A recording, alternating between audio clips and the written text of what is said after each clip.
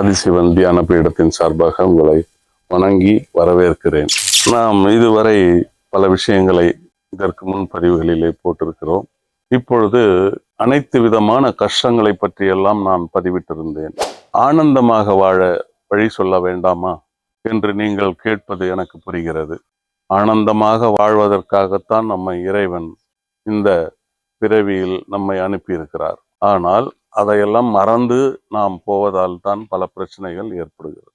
ஒருவர் கேட்டிருந்தால், கிருஷ்ணனை வணங்கினால் ஆனந்தம் கிடைக்குமா என்று கேட்டிருந்தால், கிருஷ்ணனை வணங்கினால் ஆனந்தம் கிடைக்குமா என்றால் கிடைக்கும்.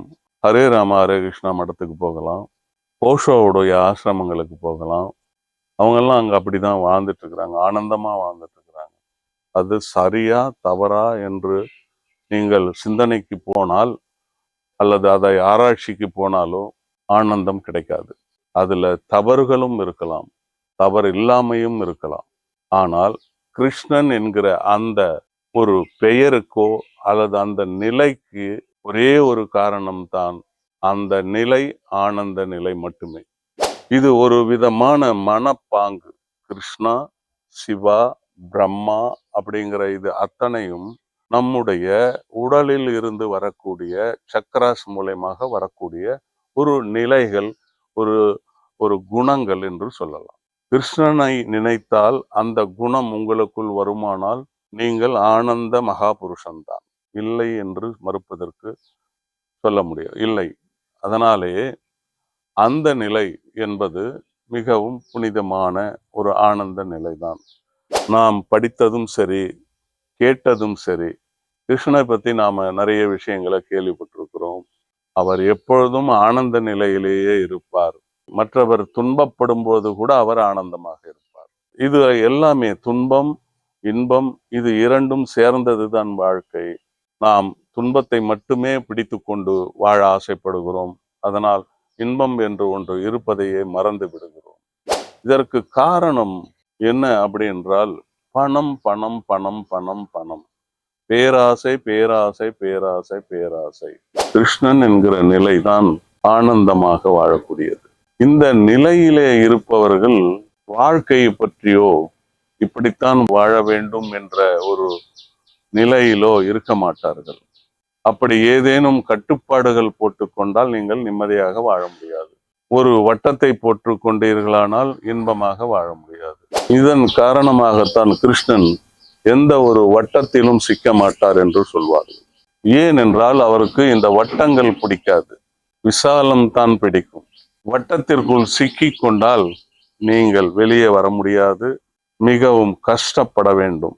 மகாபாரத போரிலே கிருஷ்ணன் மிக தெளிவாக சொல்லியிருக்கிறார்.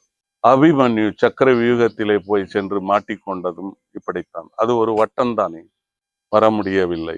நீங்கள் ஒரு வாழ்க்கையில இப்படித்தான் வாழ வேண்டும், இதெல்லாம் வேண்டும், இதெல்லாம் வேண்டும் என்று வேண்டும் வேண்டும் வேண்டும் என்று நினைத்து கொண்டு ஒரு வட்டத்தை நீங்கள் உங்களுக்குள்ளாகவே நீங்கள் போட்டு கொண்டதனால் அதை விட்டு வெளியே வர முடியாமல் தவிக்கிறீர்கள். ஆனந்தம் என்பது இங்கே இருக்கிறது, வெளியில் இல்லை, இங்கதான் இருக்கிறது. நாம் வெளி பொருட்கள் மீது தேடுகிறோம் ஆனந்தத்தை. இங்கே இருப்பதை விட்டுட்டு வெளியில இருக்கிற பொருட்கள் மீதும் மனிதர்கள் மீதும் மனிதர்களிடமிருந்தும் ஆனந்தத்தை எதிர்பார்க்கிறோம். அதனால் அது நிரந்தரமற்றது. ஏனென்றால் இந்த பூமியிலே இறைவனால் படைக்கப்பட்ட பொருள்களிலே நிரந்தரமற்றது மனிதன் மட்டுமே. மனித பிறவி மட்டுமே நிரந்தரம் இல்லாதது, மற்றதெல்லாம் வாழ்ந்து வருகிறது. எனவே நாம் மட்டும்தான் இந்த வட்டத்தை போட்டுக்கொண்டு அதிலே சிக்கி போகின்றோம். உண்மையில் கிருஷ்ண லீலை என்று எடுத்துக்கொண்டால் நீங்கள் மற்ற விஷயங்களிலே கவனம் செலுத்துகிறீர்கள். பெண்களை நினைத்துத்தான் கிருஷ்ணனை இணைத்து நாம் எடை போடுகிறோம். கிருஷ்ணன் பெண்களிடம் எல்லாம் தவறான முறையிலே நடந்து கொண்டதாக இல்லை. அனைவரையும் ஒரே மாதிரி நினைத்தார். அதில் பெண்களுடன் அதிகம் பழகினார் என்று நாம் சொல்கிறோம். யாரோடு அதிகம் பழகினால் இன்பம் கிடைக்கும் என்று தானே காதலிலே போய் சிக்குகிறீர்கள் பெண்களிடம். பெண்கள் ஆண்களிடமும், ஆண்கள் பெண்களிடமும். இதை அவர் வேறு விதமாக செய்து காட்டினார். இது ஒரு நிலை. அவர் இருந்தாரா இல்லையா, அவர்தான் செய்தாரா என்பதை விட இது ஒரு நிலை. அதனால்தான் கிருஷ்ணனை நீங்கள் உங்கள் வட்டத்திற்குள் கொண்டு வர முடியாது. அவர் எந்த ஒரு உங்களுடைய அனுபவத்திற்குள் வரமாட்டார். அதனால் கிருஷ்ணனை நினைத்தால் கட்டாயம் ஆனந்தம் தருவான்.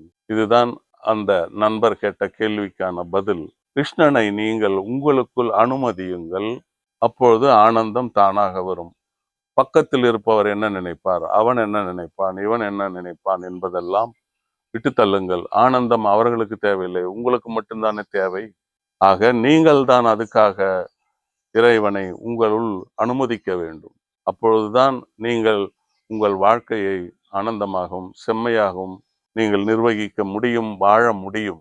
மீண்டும் சொல்கிறேன், இறைவன்கள் உருவானதும் உருவாக்கப்பட்டதும் மனிதன் சரியான பாதையில் சென்று நல்ல முறையிலே வாழ வேண்டும் என்பதற்காக. நாம் அதையெல்லாம் சீர்தூக்கி பார்க்கிறோம் என்ற ஒரு நிபந்தனையின் பேரில் ஒவ்வொன்றுக்கும் ஆராய்ச்சியில் இறங்குகிறோம். ஆராய்ச்சி செய்வது தவறல்ல.